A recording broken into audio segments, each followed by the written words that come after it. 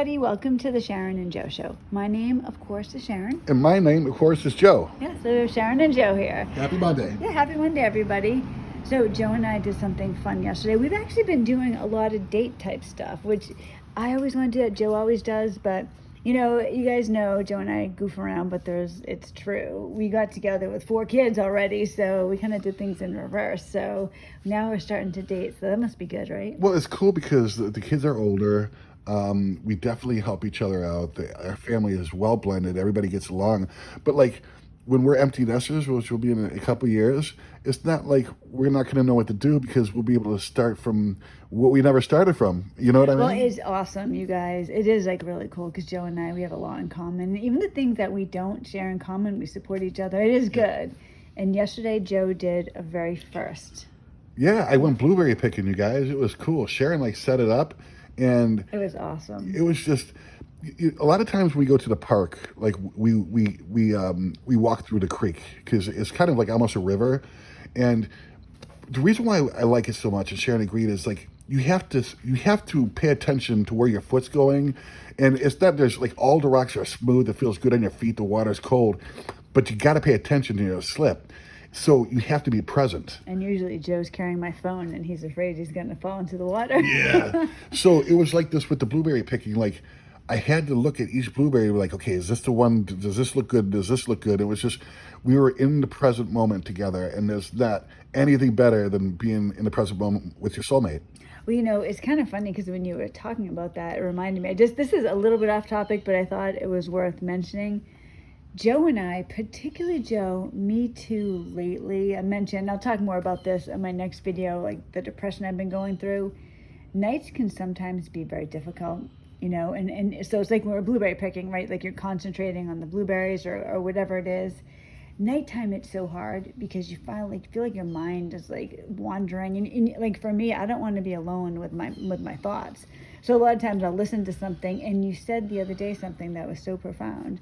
You were like, you know what? I get why you listen to that. Would you say to keep the evil away? Yeah, to help keep the evil away. You know, I'm not still at the point yet, but I will be. I do like some meditation. I need to do more, but that quote, like, "Be still and know that I am God."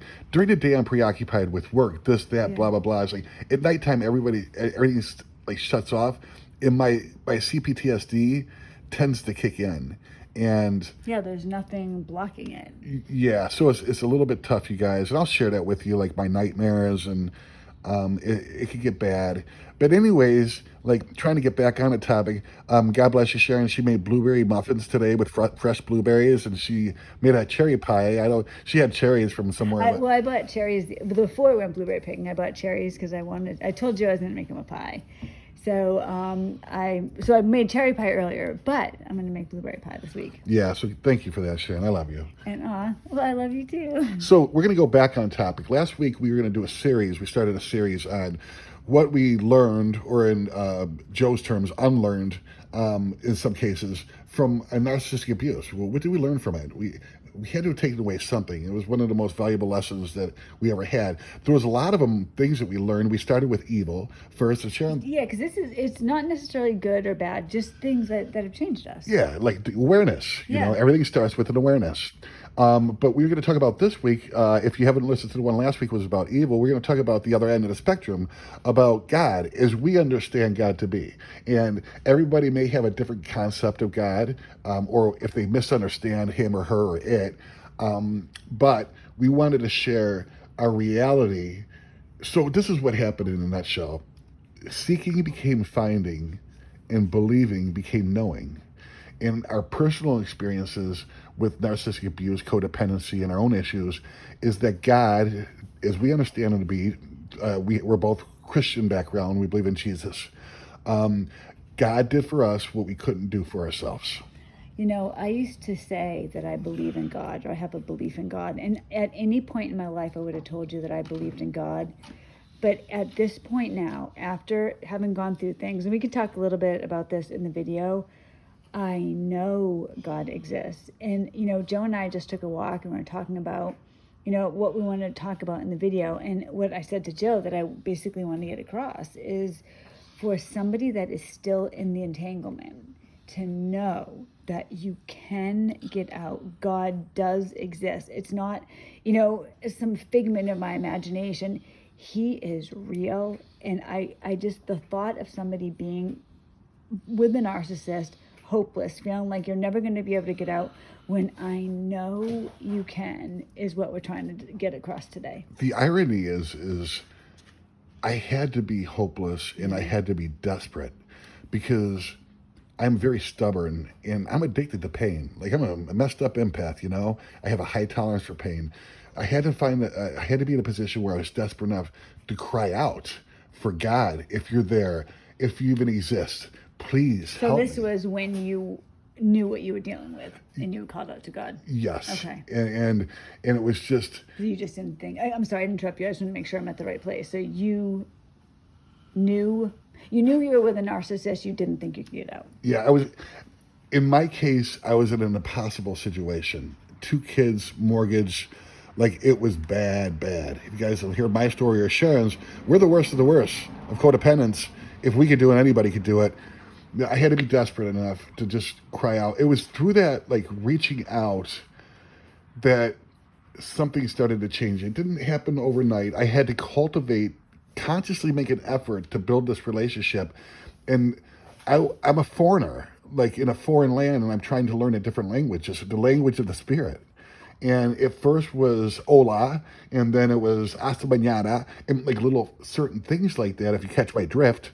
Then it began to where I could understand the red flags that I ignored through this whole thing was actually my God consciousness. I think so too, yeah. And I began to build and trust in that. Now, there's a series of things that I had to do as far as the possible. But God saves me from that. And I always believed in a God, a creator of the universe, but to think of like all these people like if I look from outer space, I see all these ants all over the place. And not only ants, but different insects and animals. Like, why would he give a shit about me? Like, there's a lot of good people in the world that do good stuff. And I'm not like an angel, a saint, or anybody like that. Well, you learn your value over time. When he did that, you guys, the foundation of my self-worth, my self-love. How can I love anybody truly and wholly if I can't love myself? The foundation to know that God cared about me enough to like come in and save me, because I know I didn't do it myself. I know exactly how you feel. That's how I feel too. It's and an incredible it's feeling. Astounding when you really think about it. It's like my ego was deflating and my true self-worth was inflating as I built that relationship with God. And I know a lot of people that might be agnostic. For Sharon and I, as we believe in Jesus, whatever concept you may or may not have, whatever God of your understanding, you got to be desperate enough to first off know that you're beyond human aid. Your friends and your loved ones would all say, hey, you're better than that. You leave them alone. Their love ain't going to save you. That you have to reach out for something bigger than yourself. And when you start looking at that, then what happened is my perspective, instead of looking at the narcissist and how sick they were, God turned my head around slowly. I called God Dad, just out of simplicity of a family, and I'm his son. And it's nice to know that I'm a son of a king, the king of the universe. Well, think about that. Imagine if you really, in real life, your biological father was a king. You would have certain benefits and privileges because of that. And then to think like, wow, because what you just said, like, it's not just that my father's the king of England or the king of Spain or whatever it is. You're talking about the king of the universe. You're a child of that king, and he saw fit to help you. Yeah, so he sees value in me. And it wasn't like an ego thing. It was like a shock. A humility. Like, I know that I'm not worthy, but you say that I am. And so there must be a purpose for me, whatever. He slowly turned my head away from the narcissist back into like looking in the mirror. Yeah. Then I had to take a look at myself. And that was a tough gig. When you first get your relationship with God, when you first start to think about it, learning the language. You're learning the language. It's a difficult time because, especially if you're in the middle of an entanglement with a narcissist. I mean, when you take away the narcissist, who's left to blame? You know, like That's a good one. when 5 or 6 months after I went no contact, this voice in my head said, if she was the problem, why the hell are you so miserable? Why are you upset? Why are you angry? And I didn't know how to respond to that. Guys, the reality is, and I'll just tell you this, it sucks. It sucks to be in the position where you're living your life, you think you're living your life, things are a little bit off, but you don't understand fully.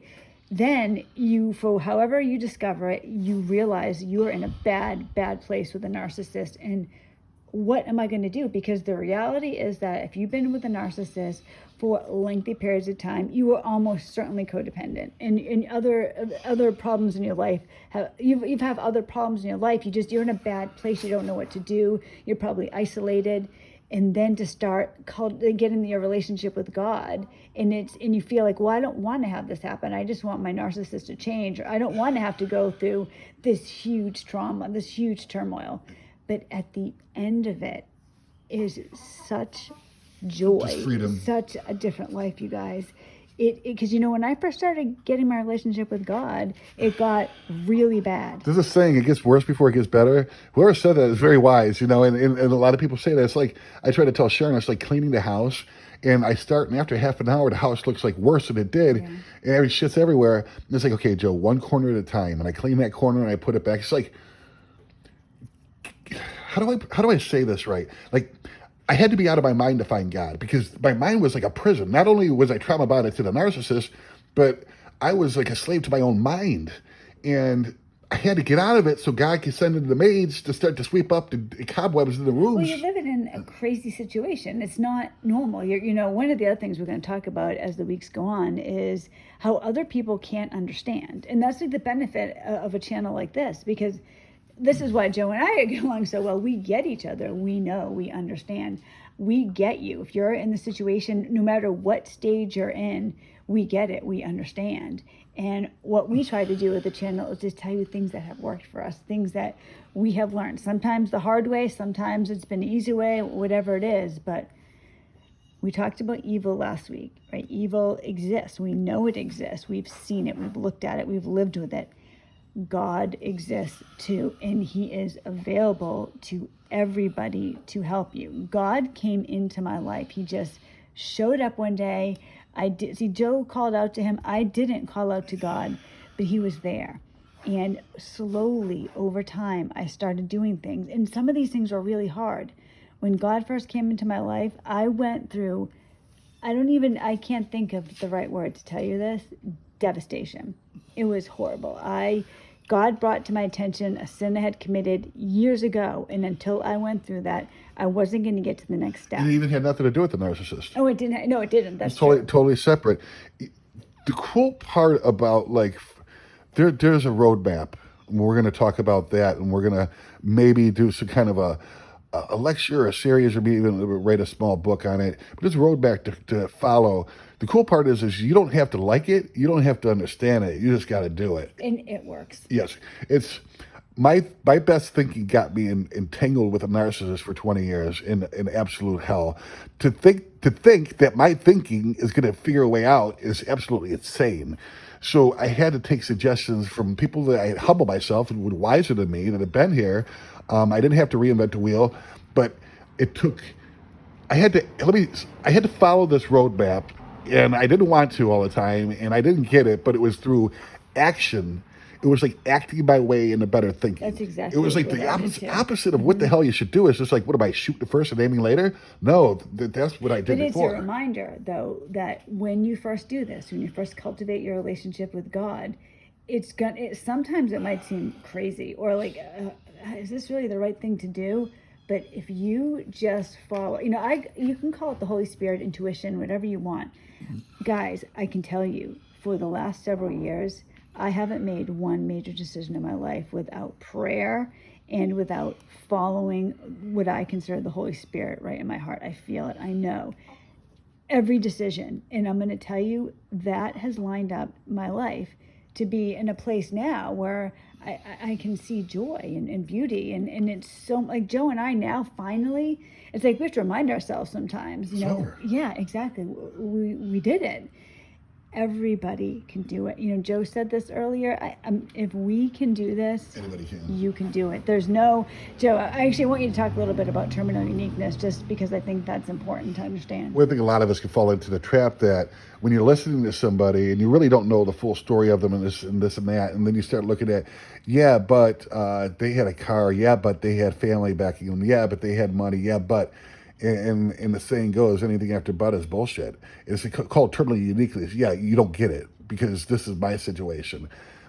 God took the worst of us empaths, and I don't mean sharing in a bad way, but I mean as far as codependency and just our own childhood trauma. And Sharon and I, and if you know our backgrounds, like he took the worst of us to show that if we could do it, anybody could do it. If it didn't work, if it didn't get better, there'd be no YouTube channels. It would be just, there would be none on narcissism because no one ever got through it. Sometimes you just got to hang on, but you have to reach out to something bigger than yourself. You got to come up with some kind of concept of God, of your understanding. We're not trying to push.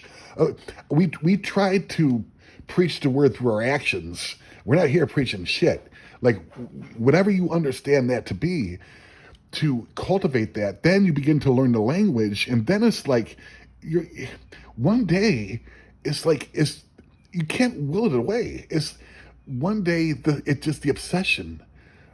It just lifts, and you're like, when the hell did that happen? Well, there's a process, right? There's a road for everybody, and my road was different than your road, and somebody listening right now, your road might be different. It doesn't matter. As you move forward, as you consciously try to stay, okay, this is what I'm going to do. Don't go back to your old thinking, but just go, what am I supposed to do? Pray for an answer. And when you know what to do and you do it, Joe's right. One day you're just going to be like, wow. When did that? Yeah. Yeah. It's crazy. It's like the spiritual world is so like topsy-turvy. It's like, for me, it's illogical to believe in God. My thinking before used to be very emotional. It was based on self-seeking, based on anger, based on... So any decision I made was pretty much failure.